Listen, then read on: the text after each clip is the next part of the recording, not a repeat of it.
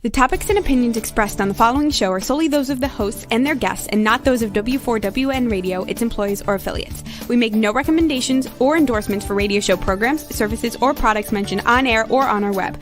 No liability, explicit or implied, shall be extended to W4WN Radio, its employees, or affiliates. Any questions or comments should be directed to those show hosts. Thank you for choosing W4WN Radio. Let's listen as Lorraine Lapointe, coach, therapist, educator, speaker, and founder of Head Heart Synergy, brings together another enlightened guest to inspire and motivate us to move forward, achieve our dreams and desires, so that we experience midlife awakening. And I'm your host, Lorraine Lapointe. Today we'll enjoy another candid conversation that reveals how to bring back a sense of balance and how to find forward focus. Today, take just a few moments to join us as we explore the possibilities and the perspectives that provide us with greater inner peace, power, passion, and purpose. Because that's what I call living at the edge of fulfillment in a midlife awakening. Well, hello and welcome back, or welcome if it's your first time here, wherever you are in the world. So I wonder today if your situation involves having grown kids, or perhaps you'll have some that may leave home soon, or perhaps you're already enjoying a quieter home life, or maybe you want to someday. However, when you look in the mirror lately, have you noticed that the reflection looking back at you now seems to have a few new wrinkles? Or with all the upheaval and changes going on in the world lately, are you wondering what comes next? Well, these days, lots of people are retiring early, or perhaps have circumstances that make the future seem different from what they anticipated. You know, for instance, the belief that many of us had, I had from when I was a little girl, and I was always told you must save for retirement. But that seems to have shot out the window because of the rising costs of housing, putting kids through college, good morning, Sherry. Transportation and food costs, and along with everything else, is going up, up, up. And the world is no longer as predictable, I think, as we once thought it might be. In fact, it's been said that people's concepts of age are hopelessly out of touch with reality, because our life expectancy today, here in the West anyway, is around age 80 and continues to rise. Hoping it's 100 by the time I get there. And this means that the average baby boomer will live another at least 30 years. So let's stop and think about that for a moment.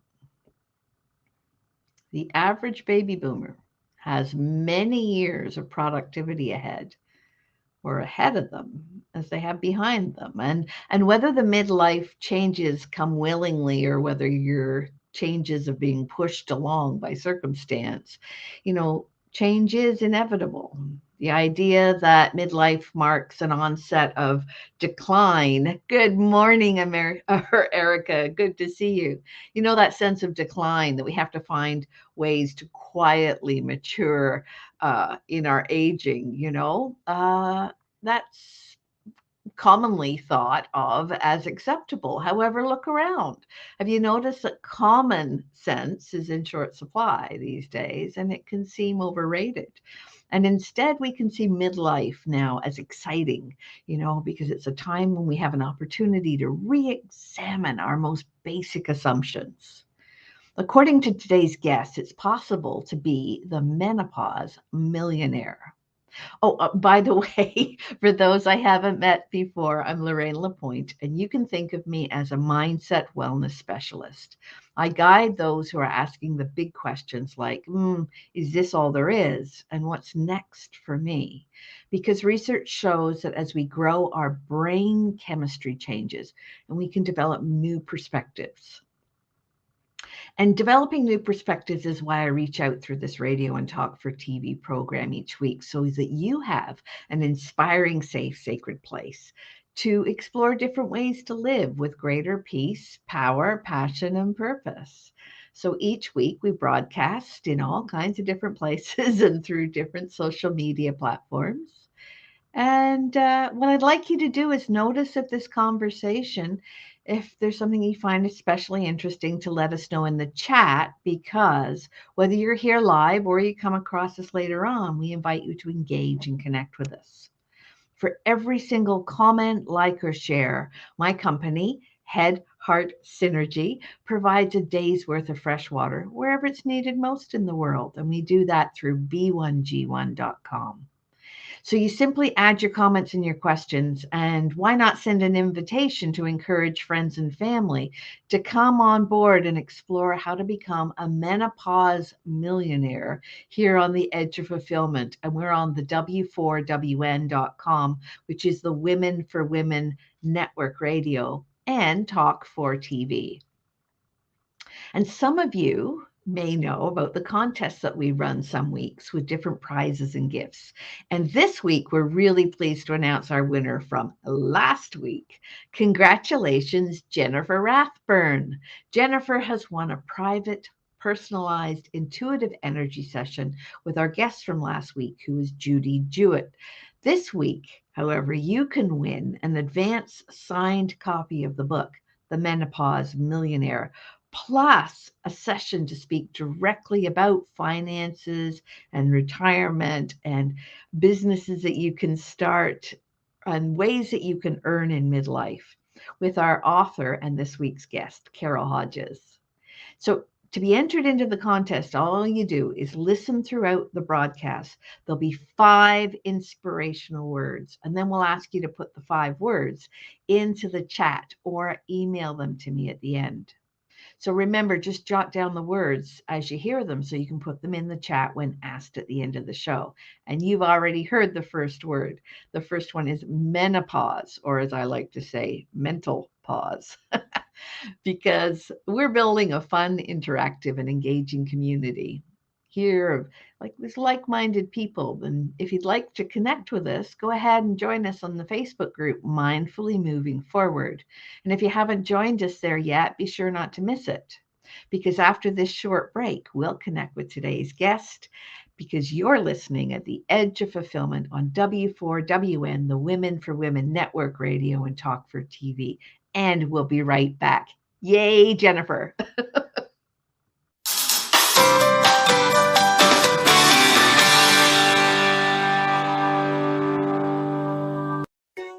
Did you know video is the future on content? There are 3 good reasons why video is the future of content. Number 1, videos are often more engaging than simple pictures or music alone. Number 2, it's much easier to tell your story through video. Number 3, because we love to watch video, they go viral much faster. Hey, notice you're still watching right now. See how well it works. Next time we can play your video here instead. Ask me how. Shine online on Talk 4 TV and W4WN Radio. Hey, are you looking for a brighter future? Wishing for greater calm, clarity, and confidence? What if you knew an inside job was the answer? Your mission: stop the inner burn, gain mental fitness so you get more out of life. Imagine in about 15 minutes a day for just 6 weeks. Come on, we'll show you how. Don't miss it. Just go to www.lorraine.gives/m-fitness and join us right now.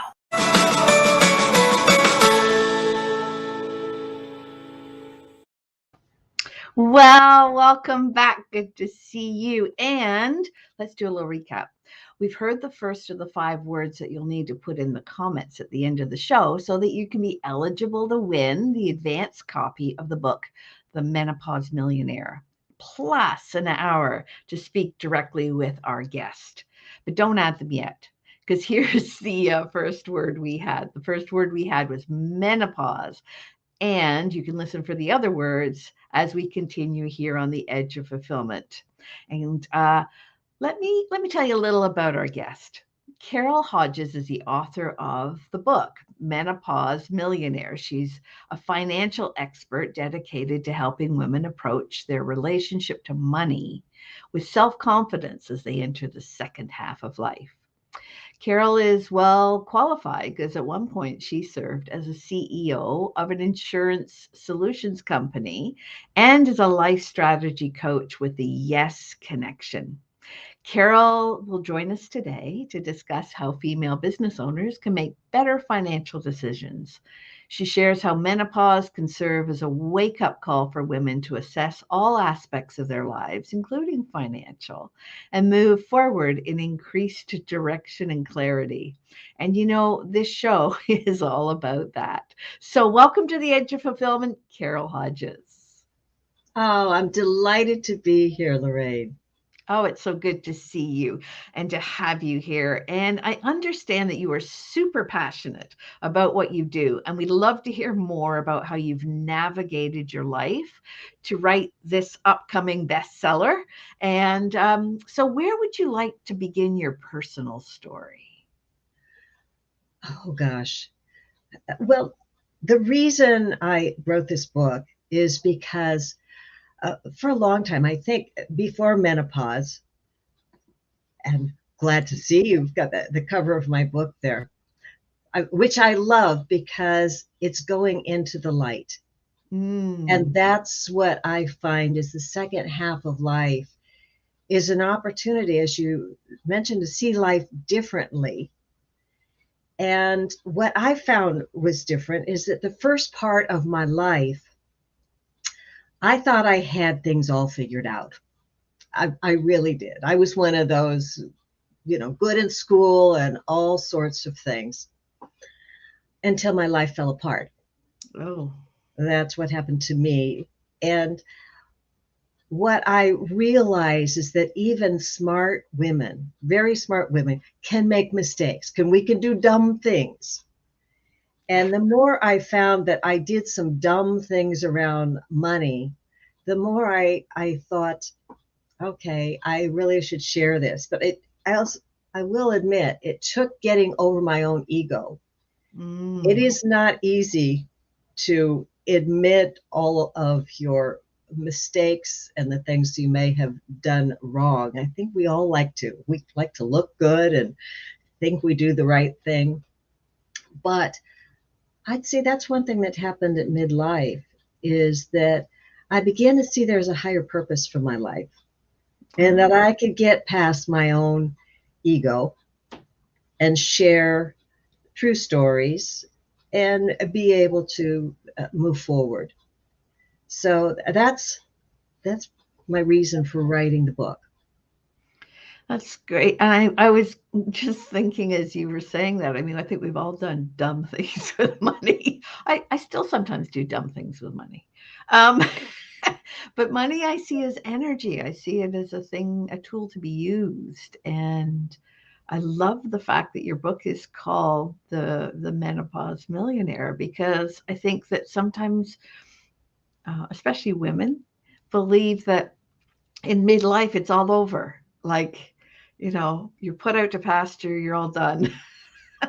Yeah. That's it. What you've got is what you've got. And I'm getting a sense, I haven't had a chance to read the book because it's not out yet, but I get a sense that there is a lot in the book that would suggest that we're not done yet. Is that right? No, we're absolutely not done. One of the distinctions I like to make is that I suspect most of your readers, if they have hit midlife, have already handled $1 million. Between the ages of 20 and 50, you've got 30 years. And if you have handled money, whether it's your own or sometimes people have been a mom and handled the household money, but that's only $34,000 a year. So if you have averaged $34,000 a year, easily you have handled $1 million. Interesting concept. And I agree with Erica. She's saying that's total misconception. Yeah. Yeah.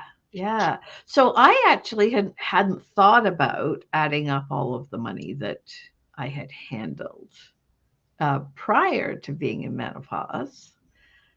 But when I read the title of your book, I thought, how to handle the money after.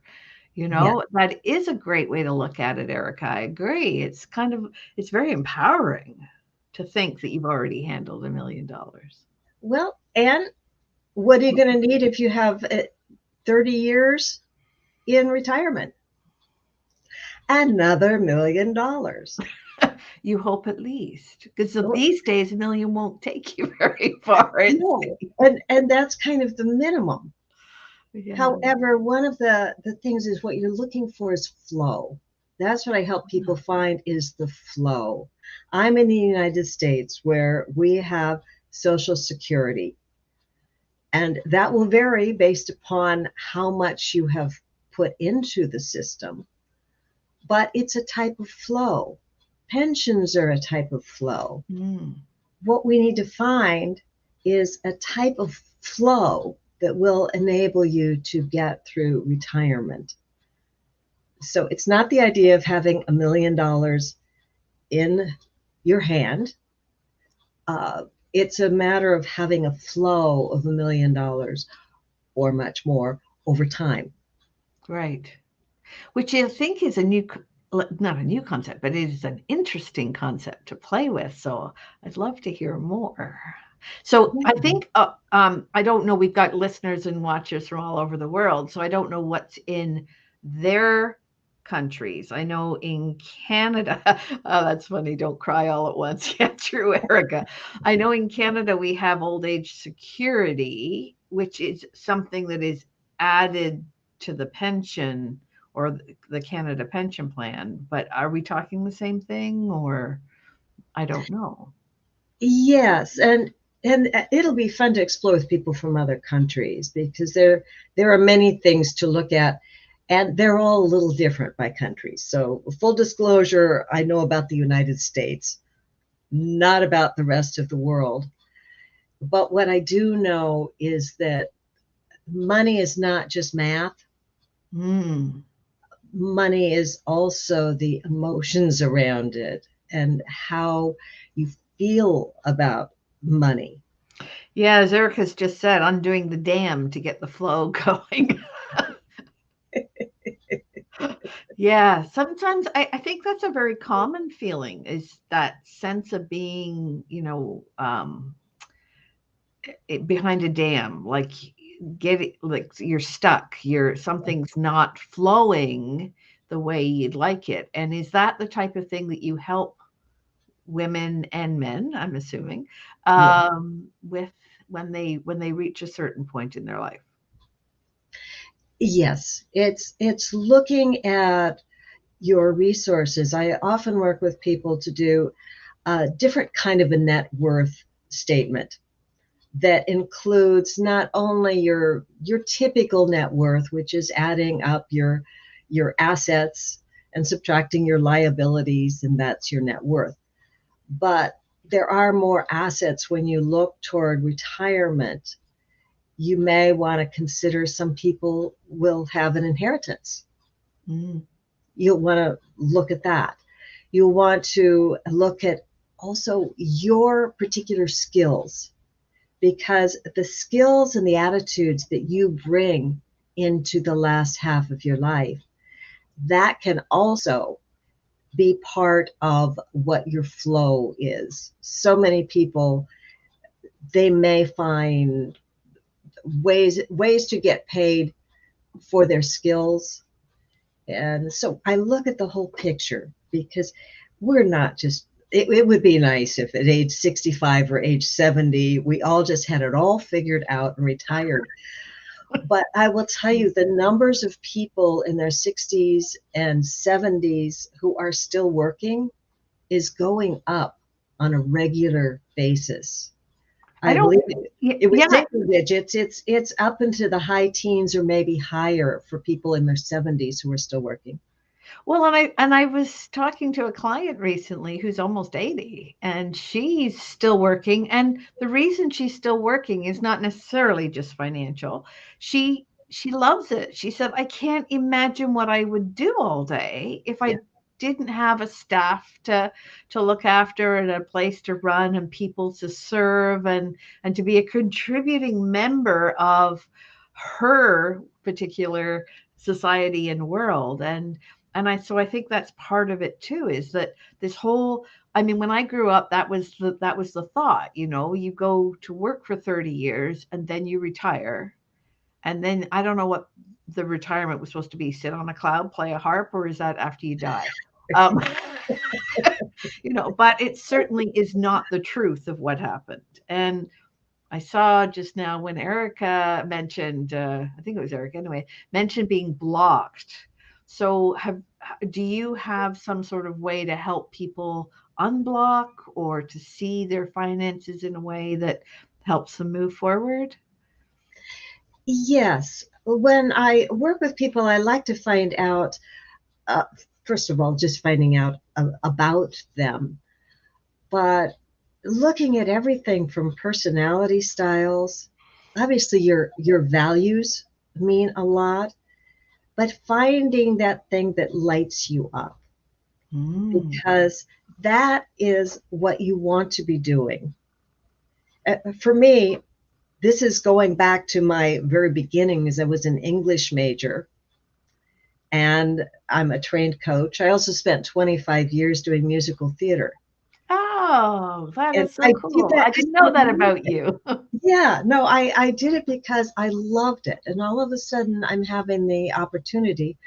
Of course, I created the opportunity with my book and my background to say, this is what I love to do. This is the fulfillment. And I think that's the magic thing. You find resilience in life when you find what really fulfills you. And that's for me. For someone else, it may be being with your grandchildren, redecorating your house. Whatever is your fulfillment is what you really need to find, because money doesn't mean anything unless you're doing what lights you up. I So, love that, partly because the show is called Edge of Fulfillment. yeah.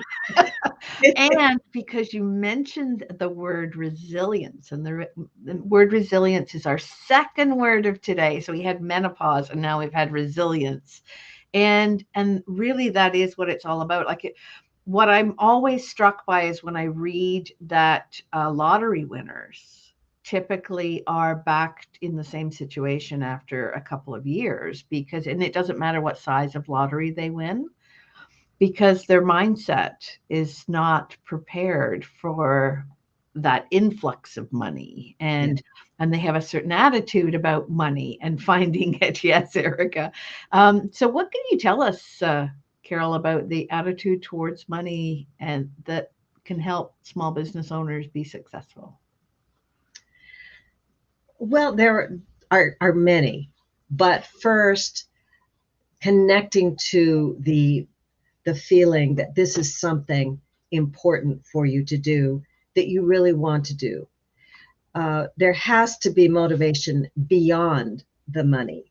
Mm. And then you need to look at your own attitudes toward money. I have seen people start businesses with, well, I'll give this a shot. I don't know if this will work, but let me do this because I nothing's worked. Not a good attitude to start. I was going to say 12 to 15 hours a day later. Yeah, and the time and the effort you put in only means something if it's personally meaningful to you. I have another little test. One of my chapters is about what happens if you would like to start a business. And I suggest that you look for outside funding for your business. Oh. The reason for that is that the more people you talk to, the more ideas you get toward what needs to be there in your business. Often the loner attitude of, let me do this by myself, I will self-fund it, and this will work. I believe you would be best served to get some outside information from specialists. In the United States, we do have groups that will assist you with that. And I think around the world, there are more groups that will help startups. So I suggest that. And one little warning. I have often seen people raid their retirement account to start a business. I strongly suggest you do not do that. If you can borrow from the account and pay it back, that's a possibility. But so what would be the difference in terms of, just for our listeners and our watchers? So what you're saying is, if you borrow the money from yourself, that's a better option than actually taking the money out.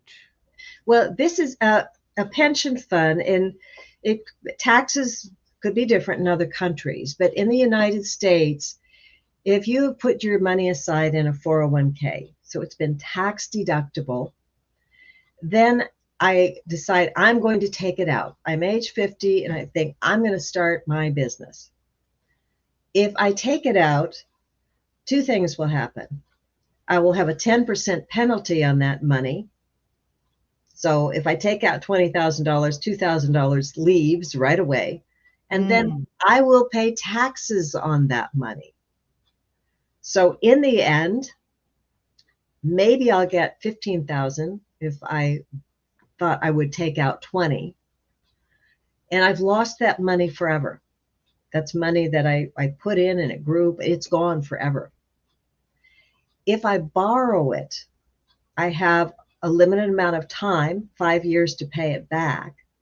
But if I borrow it, I can pay it back. And then, of course, I have in my mind, I borrowed it and there it is. I need to pay it back. Yeah, there's a real driving force that if you borrow it, you've got to repay it, as opposed to if you take it out and you spend it. Correct. I hear the difference in my mind anyway, of the difference in value of those two uses of the money. Yes.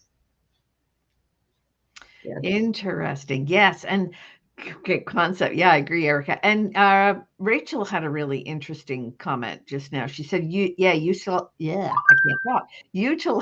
resources is actually more beneficial than some realize. Yes. And I think that there are a lot more resources available than people realize. I know when I started the business, I did not realize that there were government grants. There were government, that I actually received money in order to start the business.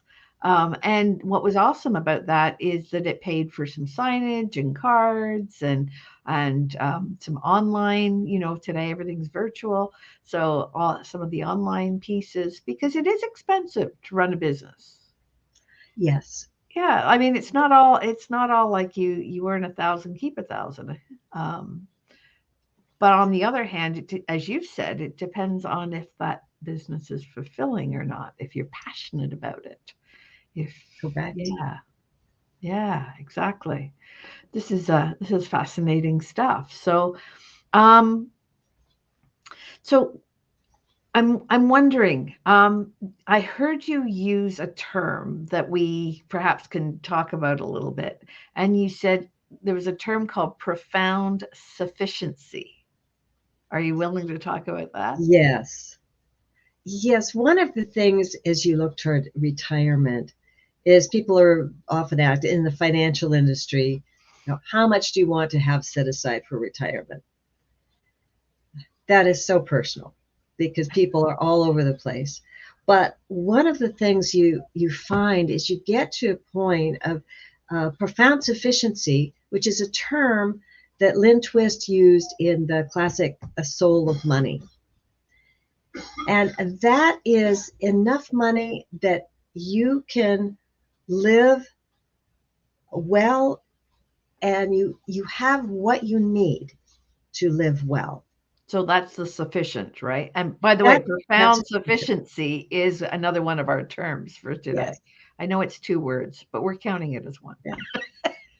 But it's interesting because earlier in life, I believe we go through a period where we're building. I mean, all of us, when we started out, uh, we mostly had to save and buy the car and pay the rent. And maybe then you save to buy a house. And then, of course, you have to fill the house with all the things in it. You have to fill the kitchen and the furniture. You're building. If you have children, then you're sending them to college. You're in the constant state of growing and building. When you begin to go toward retirement, suddenly you're in a different place. You have already built. Around you, you have your home. You have everything you need in your house.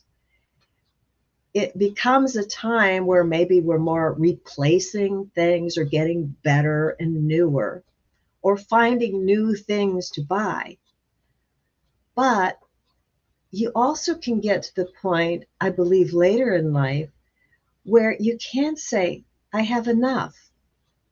I'm in a place now where I won't let my husband buy one more utensil for my kitchen because it jams the drawer. I have exactly what I want in my kitchen drawer. If something breaks, I can replace it. But I have everything I need to do all my cooking. So that's one way to look at life, is saying, how do I get to that point? There's enough for me to live well, because that's that little balance point that is wonderful to be at. And if you have enough in retirement for profound sufficiency, you are good to go. Well, and I agree with you. That point will be very different for different folks. And also, I had this conversation recently this week about collections.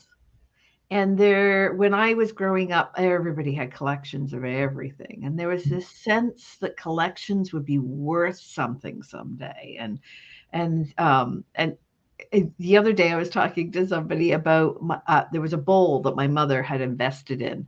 And this bowl came with, its little booklet and everything else. And she said to me, oh, this is going to be worth something someday. Well, then she passed away about, 15 years ago. And eventually I got into looking at how much this bowl was worth.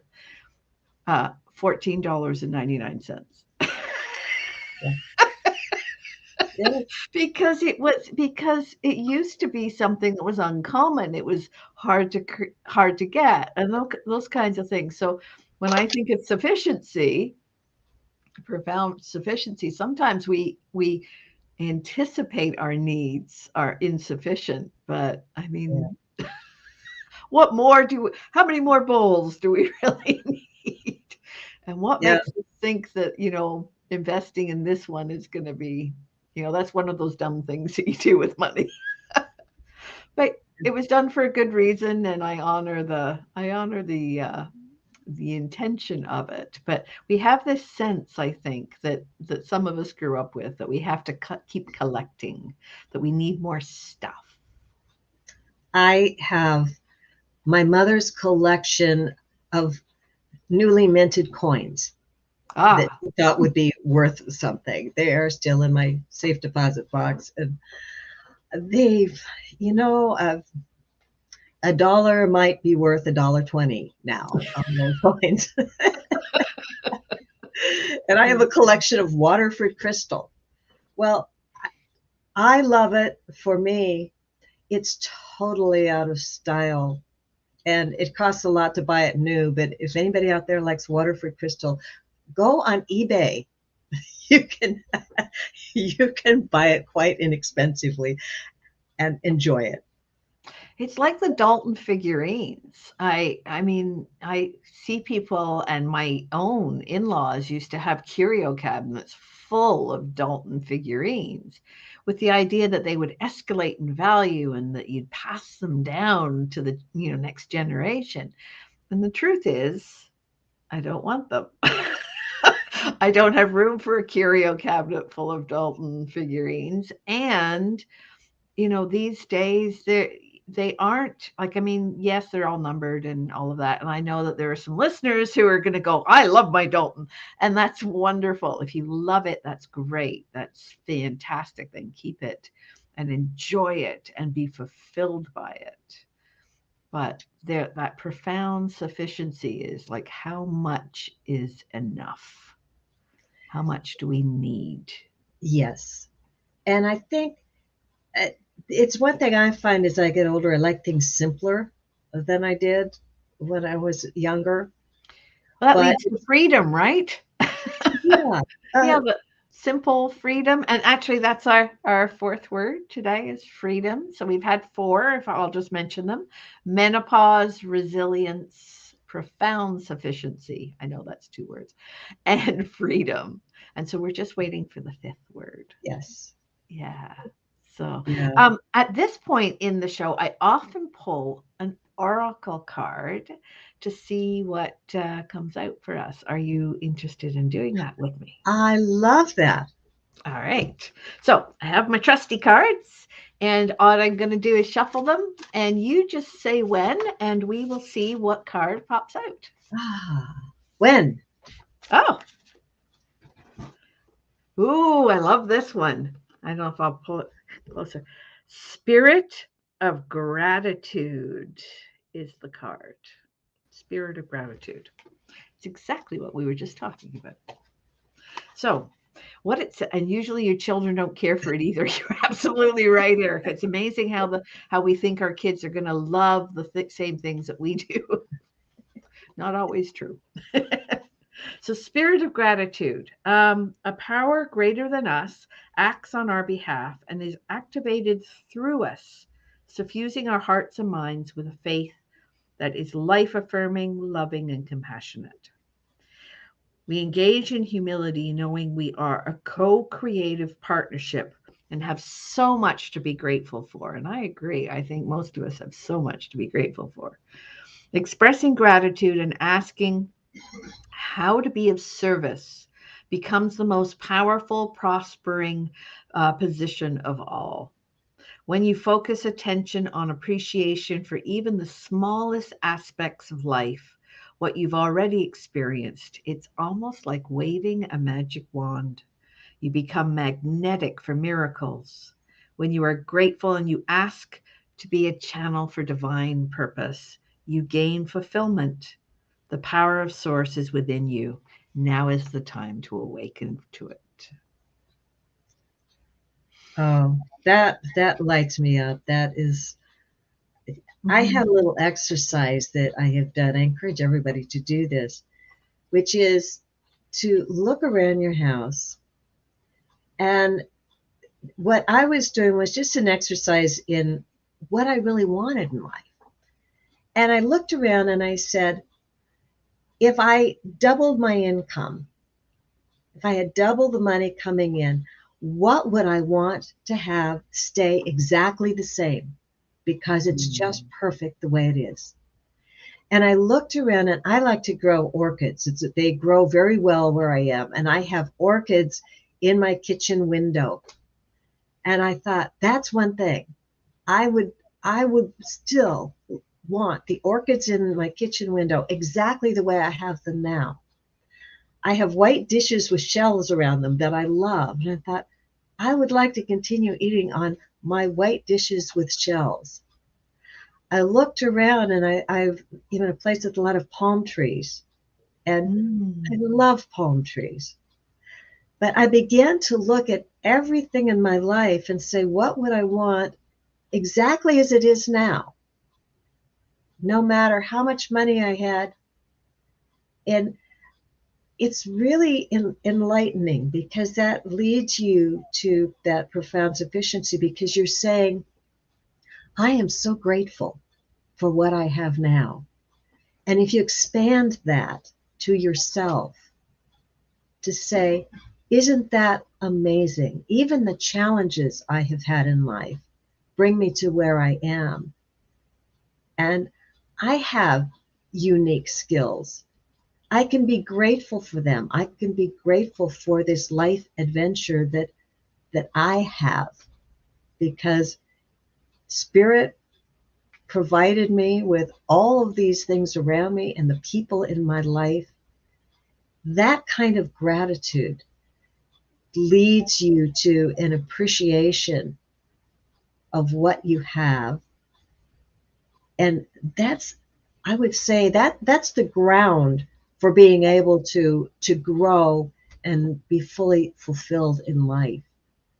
I love that, because if you say that, okay, I'm going to double my income, or whatever number you want to put on it, 10 times my income, would I still want to keep keep things the way they are? And this is what I'm hearing, what of these things do I want to keep the way they are? Because that's really illuminating about what you might want to change. Like, as we were doing this, I suddenly thought, would I want to keep my house, like the furniture, the way it is? I might want to change that, which suggests that it might be time to look at manifesting something new and different. Or, I can think of some things that I actually might want to get rid of. If I had, double my income, triple my income, there are things I might actually want to get rid of. Yes. Like there's a lot of stuff under my bathroom cupboard. Why do I keep that? I must add another important thing is I want to keep my husband. Oh, I'm sure he's happy about hearing that. And he's a second husband. But that's another thing that can change in life, is relationships. Oh yes, and Sherry mentioned that she loves that too. I think it's the way we navigate, from one time in our life to another, and as we navigate the challenges that come up too. And actually that word navigate is our fifth word. So I just want to make sure our listeners and viewers put that in. This would be a great time. You've had all 5 words. Now you can go ahead and put them in the chat. And for those who are tuning in a little bit later, I'm going to give them to you anyway. They are thus. We just had the word navigate, and then we had menopause, and then we had, I'm just trying to recall, resilience, found sufficiency, and freedom. So there they are. But so say more about what you were just saying about relationships. Yeah, it's all part of what I call life change navigation, because like a boat sailing, if any of you have ever sailed, you haven't got a motor, you don't just go straight that direction. You put up your sails and you go back and forth. And life is like that. You may have an idea where you're going, and then life happens and you have to shift. So we all navigate life, and relationships is one of them. There's an increasing number of divorces at around age 50. It's very interesting. I think for logical reasons, often when you have children, you become parents, and that is your main role, and you relate to each other as mom and dad. And suddenly they get to be adults and they leave, and it's time to reassess. Now that doesn't mean divorce, but and I have a whole section on dating after midlife, but I also say that dating at midlife is not as much fun as sitcoms make it seem. Well, like for many of us, and I work very closely with a dating and relationship coach, and that is one of the areas that we focus on. Mhm. Is for many of us, dating is something that we haven't done since we were in grade 9. So, and Yeah. I can do a whole conversation and show about why it is that we see people in our, suddenly, as you said, mom and dad, you've been mom and dad, and you suddenly look at the person, you go, who are you? And other than the job of being mom or dad, why are you here? Correct. Yeah. Things You know? things change. But So, I'd love to add that one of the things about dating, and I dated for 15 years. I was single. mm, I had a divorce right before I turned 50.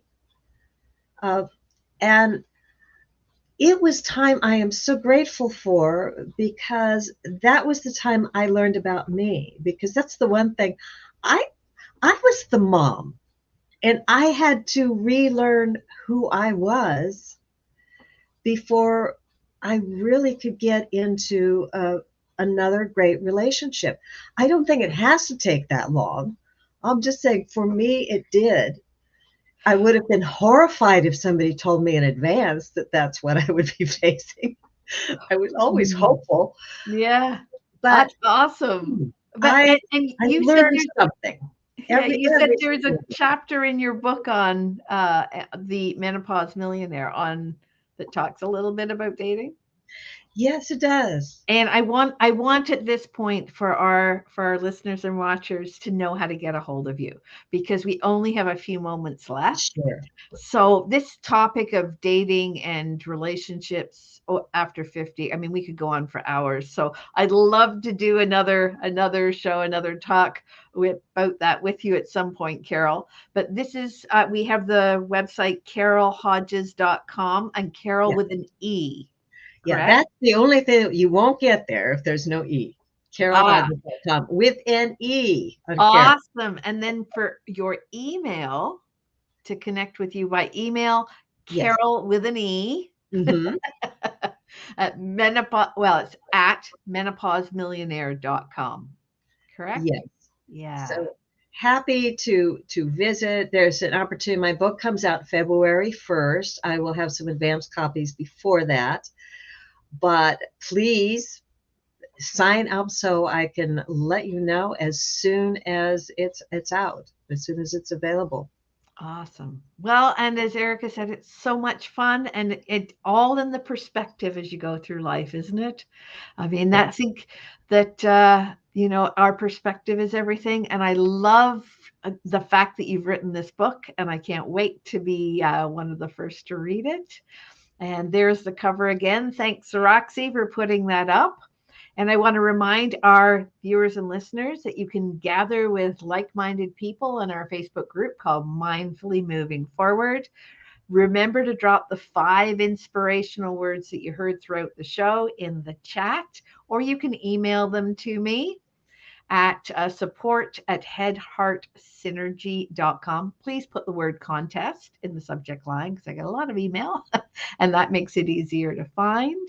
And I want to say thank you so much, Carole, for being here today. Lauren, it's been delightful. Thank you.